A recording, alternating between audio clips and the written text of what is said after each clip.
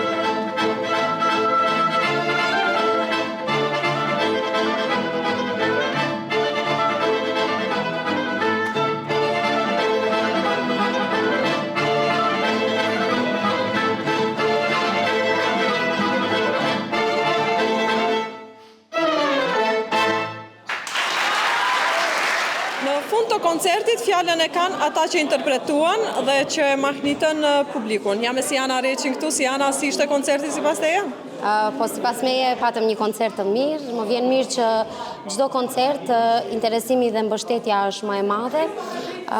Më vjen mirë që publiku tetovar ka një interesim kaq të zmadhuar në muzikën artistike, në koncerte të pranishëm gjithmonë, dhe publiku tetovar po edukohet çdo vit më shumë.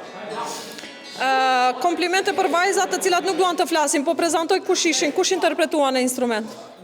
Kemi Biondina Beqirin në piano dhe Gresa Mehmetin në violoncello.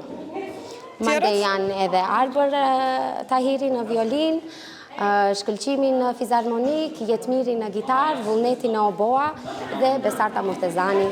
Për ndryshe janë këto hijet që lëvizin tani që fotografohen pas teje. Ata që nuk deshin të flasin. Po, që nuk duan të flasin, apo jo. Faleminderit shumë. Faleminderit ty.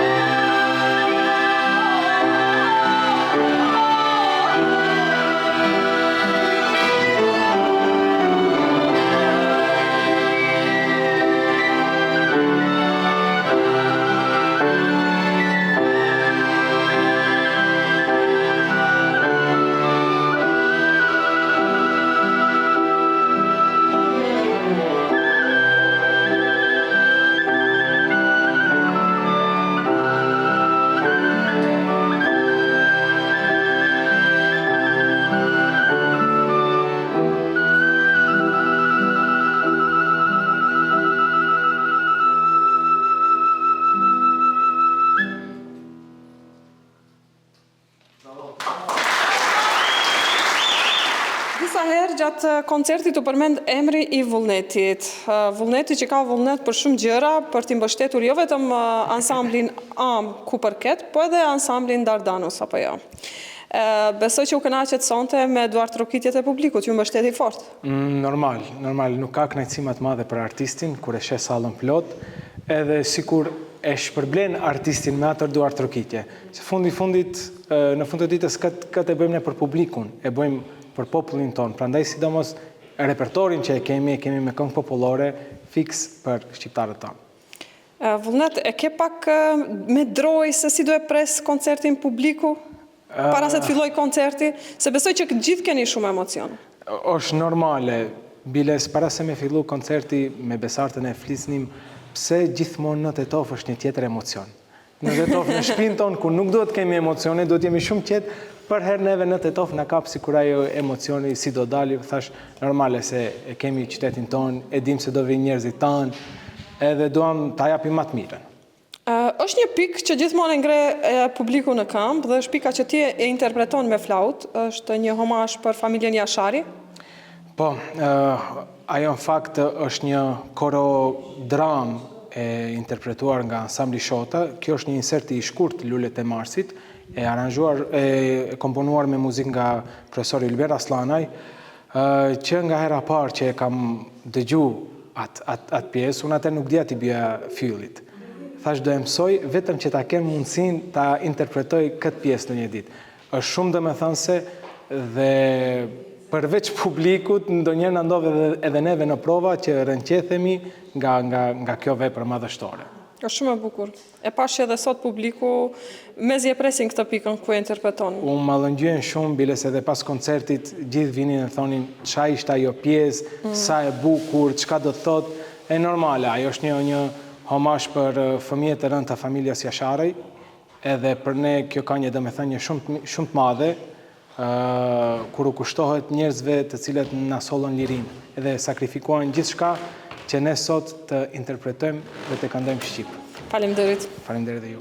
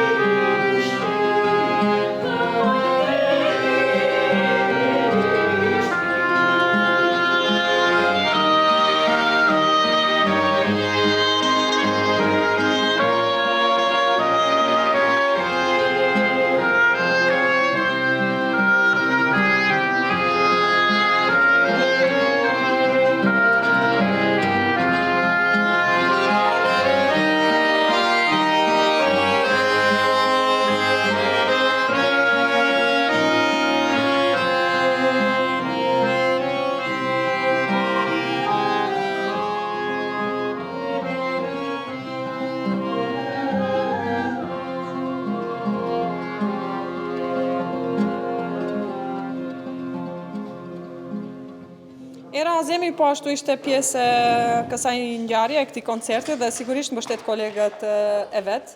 Era, besoj që u ndjeve mirë gjatë performancës? Përveç se unë ndjeva mirë, unë ndjeva edhe shumë e respektuar, sepse me të vërtet të bësh muzikë pikërisht me persona që i pat më përpara, është një nder dhe është një kënaqësi shumë e madhe, është shumë e bukur. Për mendimin tim janë edhe krenaria e qytetit tim. U interpretua në fund 2 këngë me të folmen e Pollogut, Tetovës, dhe besoj që këto ishin këngët që ngjallën më shumë të interes. Nuk të thoja që ngjallën më shumë të interes, por që sikur ndjehen më shumë, sepse në fundit po performon... Publiku tetovar. Po, performon në Tetovë dhe çdo kush e ndjen e pëlqen pak më shumë. Dhe çfarë koncertesh keni tash afër? Keni diçka tjetër koncert? Meqense unë dhe kolegët e mi bëjmë pjesë edhe në një ansambël tjetër, ku është puna jonë për dishmëria jonë, së shpejti, meqense po afrohen edhe festa, do të kemi koncerte në qytetet e Maqedonisë, me një, do thoja, me këngë të cilat prezentojnë normal shqiptarët, festat e nëntorit, këngë flamuri e të tjerë. Faleminderit. Shumë faleminderit edhe juve.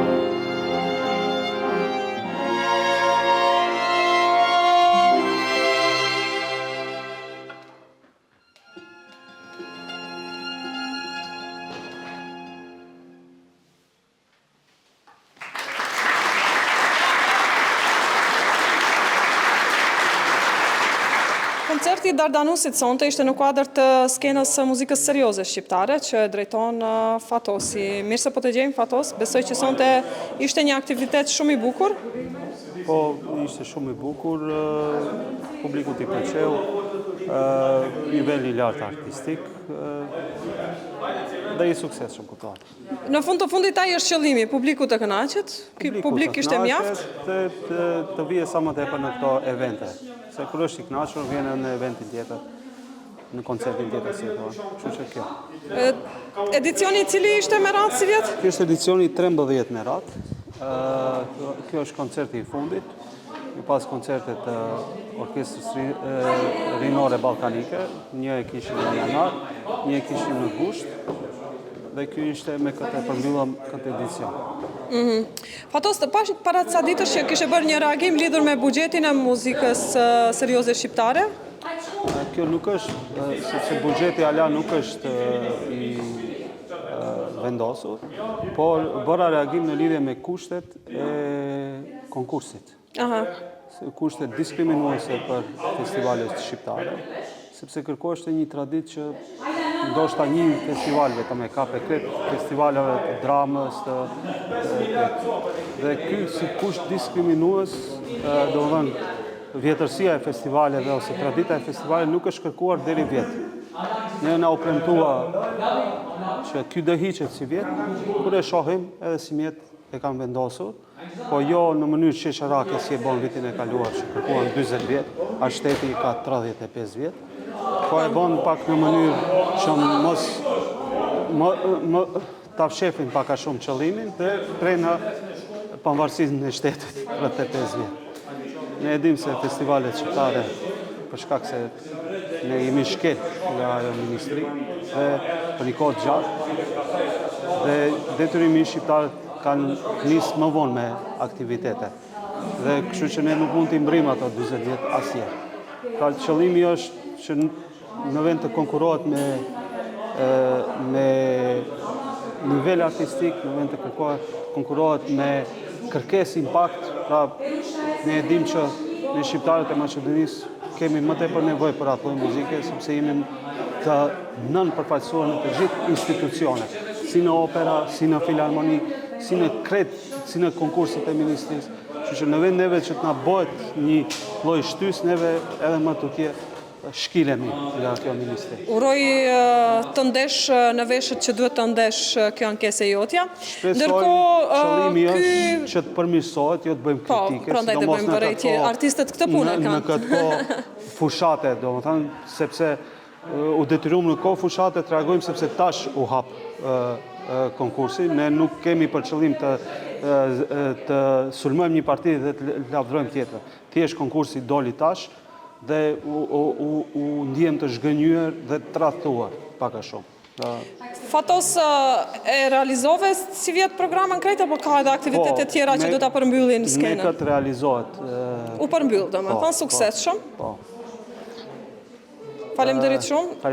A do t'i cekim projekte që ke pas tjera, apo jo? Për ata që nuk i din, që nuk i kam përcjell. Skena e muzikës është projekti të cilën e bëjmë me Afrim Farizin. Afrim Farizi është drejtori i skenës së muzikës serioze shqiptare. Unë jam selektori ose drejtori artistik i kësaj. Bashkarisht e kemi nisë në vitin 2012 në 100 vjetorin e shtetit shqiptar. Pra ka edhe një tradit dhe ka një domethënie pse në atë vit është nisë, pra është 100 vjetori shtetësisë të shtetit shqiptar dhe qëllimi i këtij festivali është jo ta vazhdojmë ne ta bëjmë si shoqat edhe si njerëz, po ky të bëhet festival me interes kombëtar dhe të bëhet drejtorinë vete dhe le ta vendosin drejtorin kë duan ato. Po mjafton që të bëhet një festival i cili do të mbuloj të gjithë Maqedoninë perëndimore, pikërisht aty ku jepen më pak projekte për këtë lloj muzike. Faleminderit shumë. Faleminderit juve.